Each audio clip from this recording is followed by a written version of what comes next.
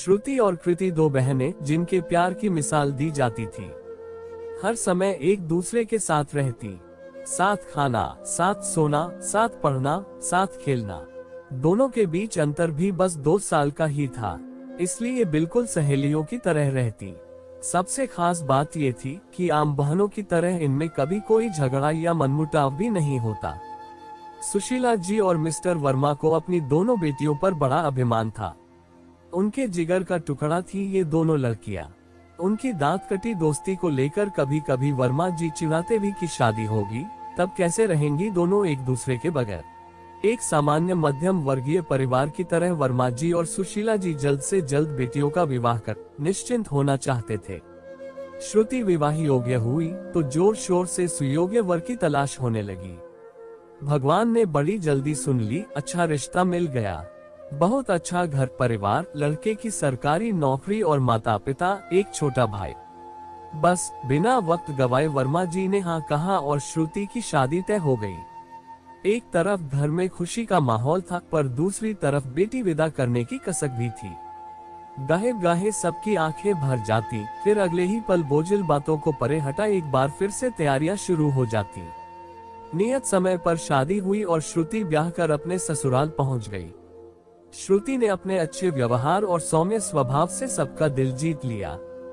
सासू माँ को भी बहू बेहद जंच गई। मन ही मन ईश्वर से प्रार्थना करती कि जैसी बड़ी बहू मिली छोटी भी वैसी ही आ जाए तो गंगा नहा ले। इसी उधेड़बुन में एक दिन अचानक उन्हें कृति का ख्याल आया। झटपट उन्होंने पति से बात की और मन ही मन सारा गणित लगाकर वर्मा दंपत्ति से कृति का हाथ मांगने पहुंच गई। वर्मा जी तो जैसे तैयार ही बैठे थे, पर सुशीला जी को इस रिश्ते से थोड़ी आपत्ति थी। एक तो लड़के की सरकारी नौकरी नहीं बल्कि अपना बिजनेस था और वो चाहती थी कि दोनों दामाद एक जैसी स्थिति में रहे। दूसरे, वो एक ही घर में दोनों बेटियां ब्याहना नहीं चाहती थी। पर जैसी की उम्मीद थी, थोड़ी बहुत सोच विचार के बाद कृति की शादी श्रुति के देवर के साथ तय हो गई। कुछ ही दिनों में शादी हो गई और कृति भी ससुराल आ गई। दोनों बहनें वाकई बेहद खुश थीं। अब तक तो सब सही हो रहा था, पर परेशानियां तो अब शुरू होने वाली थीं। श्रुति के पति की नौकरी मुंबई में थी। वो कुछ दिन रहकर चली गई और कृति ससुराल में रह गई। बहुत जल्द उसे लगने लगा वो यहाँ इतने बंधनों में और ढेर सारी जिम्मेदारियों के बीच घिर गई है और श्रुति मुंबई में आराम से स्वच्छंद जीवन बिता रही है। यहाँ आकर श्रुति मेहमानों की तरह रहती और कृति के कंधों पर सारी जवाबदेही आ जाती। एक बार जब मन में निगेटिव विचार आने लगते हैं तो फिर जैसे इनकी बाढ़ ही आ जाती है। ऐसा नहीं है कि सिर्फ कृति के साथ ये बात हो रही थी, श्रुति को भी अनेक शिकायतें हो गई थी। उसे लगता कृति और सुयश देवर खूब सेविंग्स कर लेते हैं और वो घर से बाहर रहकर कुछ नहीं बचा पाती। उनकी मिसअंडरस्टैंडिंग दिन प्रतिदिन बढ़ती ही जा रही थी। दोनों बहनों का प्यार भरा रिश्ता कड़वाहटों से भर गया। मायके जाने पर भी वो पहली वाली मस्ती नहीं होती। सुशीला जी की अनुभवी आंखों ने पहले ही आने वाली इस परिस्थिति को भांप लिया था। शायद इसीलिए उनकी असहमति थी इस शादी के लिए। खैर, अब पछताए होत क्या जब चिड़िया चुग गई खेत। लेकिन उन्हें अपनी परवरिश पर बहुत भरोसा था। एक दिन मौका देखकर उन्होंने दोनों बेटियों को खूब समझाया।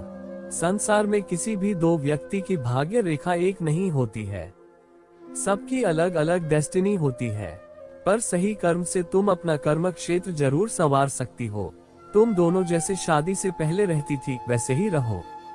दो बहनों का एक ससुराल तो तुम्हारे आपसी रिश्तों में सेंध क्यों लग रही है? क्यों हर बात में एक दूसरे से तुलना करती हो? अच्छा सोचो, अच्छा करो और सद्भाव रहो। तुम दोनों के लिए तो ये बहुत आसान होना चाहिए क्योंकि दोनों सगी बहनें हो। तुम्हारा आपसी प्रेम और सहयोग मायका ससुराल सर्वत्र शांति और खुशहाली लेकर आएगा। तुम दोनों हमारा गुरूर हो, उसे इस तरह चकनाचूर मत करो। उद्धरण चिन्ह, माँ हमें माफ कर दो। पता ही नहीं चला ससुराल की देहरी पर पहुँचते हम दोनों कब बहन से देवरानी जेठानी में परिवर्तित हो गए। हम दोनों शर्मिंदा हैं माँ। उद्धरण चिन्ह, मैं समझती हूँ बेटा, बचपन वाला अपनापन और बेफिक्री गृहस्थी की भट्टी में झुलस जाता है, परंतु तारीफ तो तब है जब विपरीत परिस्थितियों में भी अपना संयम और आत्मविश्वास बनाए रखें। मेरी हिदायतों को मेरे दूध का कर्ज समझो। सुशीला जी ने विनम्रता पूर्वक कहा। सॉरी माँ, दोनों बहनों ने संवेद स्वर में रुंधे गले से कहा। सुशीला जी ने उन्हें अपनी बाहों में भर लिया। माँ की सूझबूझ और समझदारी ने रिश्तों की खिचड़ी को जलने से बचा लिया। कभी कभी बेहद करीबी रिश्ते भी जिम्मेदारियों और आगे निकलने की होड़ में पराये बन जाते हैं। काश समय रहते हम इन रिश्तों की कद्र करें और इन्हें टूटने से बचा लें, तो निश्चय ही जीवन खुशियों से भरा पूरा रहेगा। दो बहनों की ये कहानी एक उदाहरण मात्र है, कृपया आप इसे अन्यथा ना लें। दोस्तों, इस कहानी से आपको कुछ न कुछ जरूर सीखने को मिला होगा। ऐसी ही कहानी सुनने के लिए हमारे चैनल को सब्सक्राइब जरूर करें। धन्यवाद।